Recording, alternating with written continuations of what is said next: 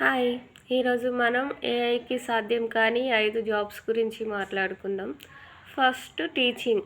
Teaching field ఏఐకి అసాధ్యమైన పని.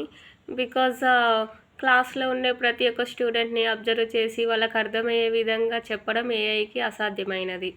So, teaching field is మనకి చాలా బెటర్. అండ్ లాయర్ కూడా అంతే. న్యాయోపదాయాలు అంటే ఆపోజిట్‌గా మాట్లాడడం, ఏది కరెక్ట్, ఏది రాంగ్, కరెక్ట్ డెసిజన్, కరెక్ట్ టైంలో మనం సబ్మిట్ చేయడం, అవన్నీ ఏఐకి అసాధ్యమైన పనులు.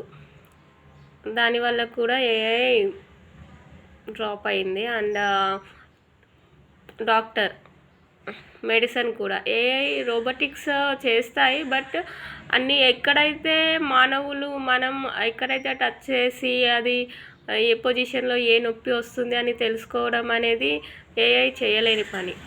సో ఏఐ అది కూడా అసాధ్యం.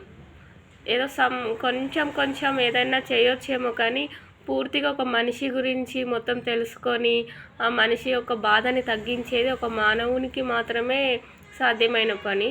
సో డాక్టర్కి కూడా అది చేయలేని పని.